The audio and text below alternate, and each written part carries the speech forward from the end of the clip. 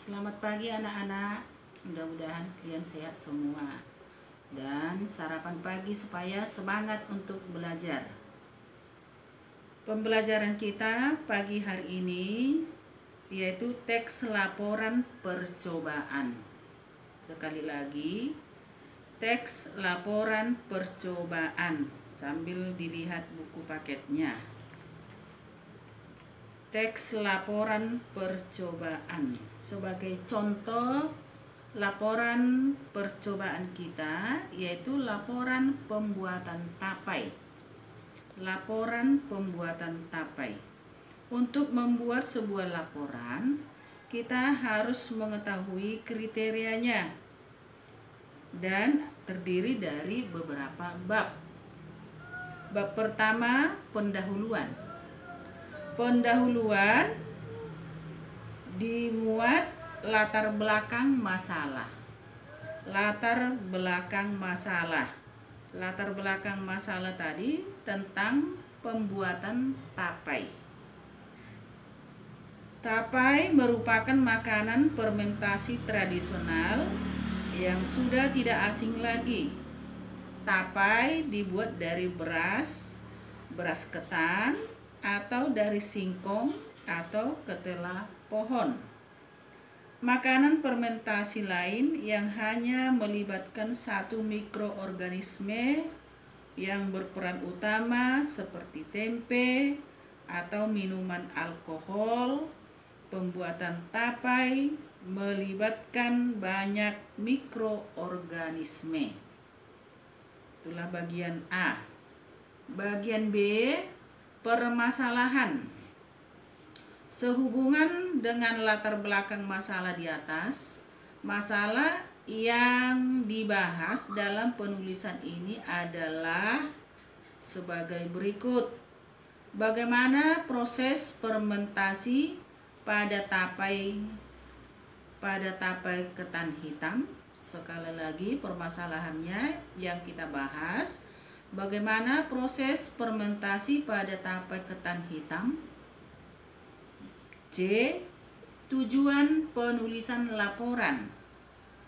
Tujuan penulisan laporan percobaan ini adalah sebagai berikut.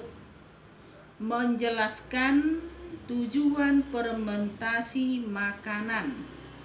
Menjelaskan tujuan fermentasi makanan khususnya tapai atau ketan. D. Metode penulisan. Metode penulisan ini sebuah karya tulis dibuat dengan menggunakan metode langsung membuat tapai ketan hitam atau berupa metode percobaan.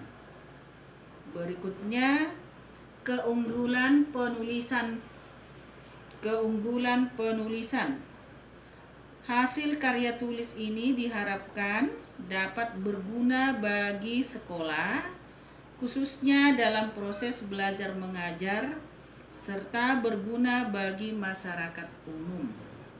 Karya tulis ini juga dapat mengembangkan proses fermentasi makanan, khususnya yang terjadi pada tapai ketan hitam dengan baik dan benar. Itulah bagian bab pendahuluan.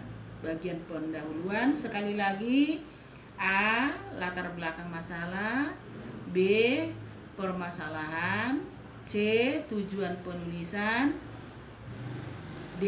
Metode penulisan. D. Keunggulan penulisan. Kita lanjutkan bagian bab 2. Landasan teori. Landasan teori. Landasan teori ini mencakup beberapa hal. A. Definisi beras. Kata beras mengacu pada bagian bulir padi atau gabah yang telah dipisah dari sekam. Bagian yang ditutupi dan lemma atau bagian yang menutupi. Pada salah satu tahap proses hasil panen padi gabah ditumbuk dengan lesung atau digiling sehingga bagian luarnya atau kulit gabah terlepas dari isinya. Bagian isi inilah yang berwarna putih, kemerahan, ungu, atau bahkan hitam yang disebut beras. Beras dari padi ketan disebut ketan. B. Ragi tapai. B. Ragi tapai. Ragi atau permen merupakan zat yang biasa dimanfaatkan untuk fermentasi. Ragi biasanya mengandung mikroorganisme dalam pemanfaatannya terjadilah fermentasi. C. Pengertian bioteknologi. C. Pengertian bioteknologi. Bioteknologi berasal dari kata Latin yaitu bio yang artinya hidup.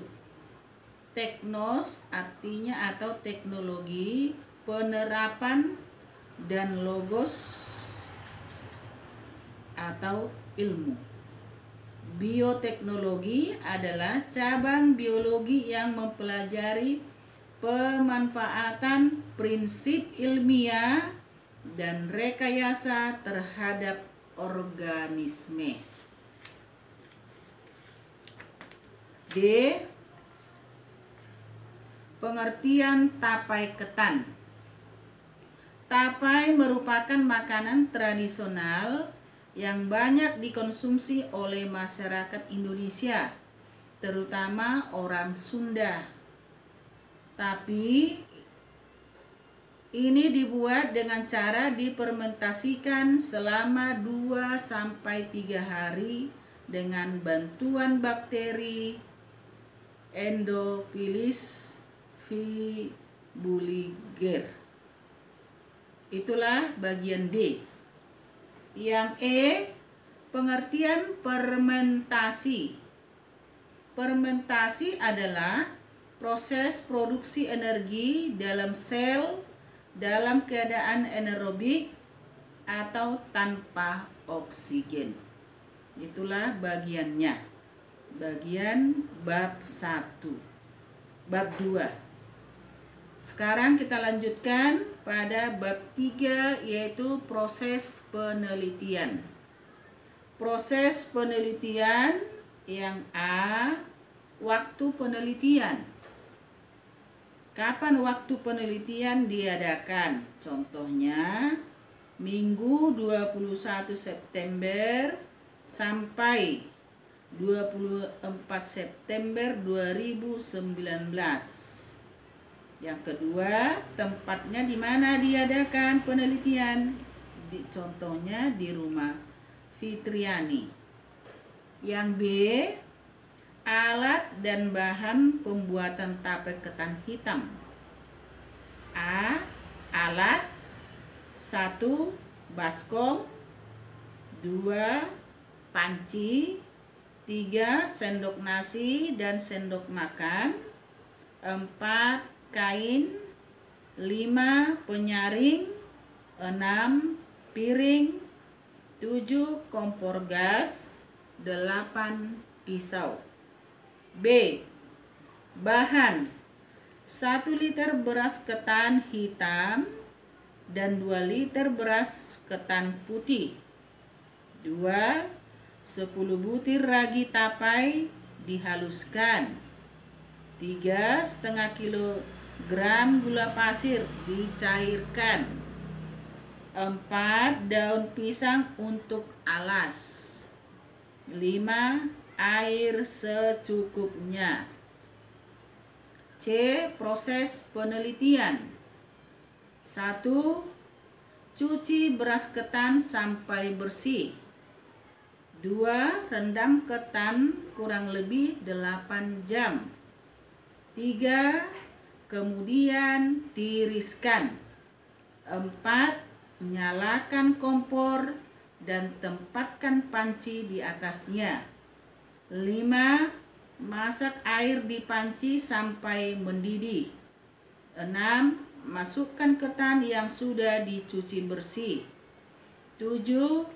Tunggu sampai 30 menit. 8. Setelah 30 menit, angkatlah ketan. 9. Lalu cuci ketan tersebut dan tiriskan. 10. Setelah matang, kemudian angkatlah ketan dan tuangkan ke tampah. 11. Ratakan ketan. 12. Tunggu sampai ketan dingin. 13. Parutlah ragi dan taburkan di atas ketan hingga merata. 14. Campurlah ketan dan ragi hingga merata. 15. Buatlah bulatan-bulatan dan masukkan ke dalam panci. 16. Siapkan daun pisang yang telah dibersihkan dan dipotong rapi sesuai dengan kebutuhan. 17. Letakkan daun pisang di atas panci. 18. Masukkan ketan yang sudah tercampur ragi ke dalam panci. 19. Lapisi daun pisang di atas ketan.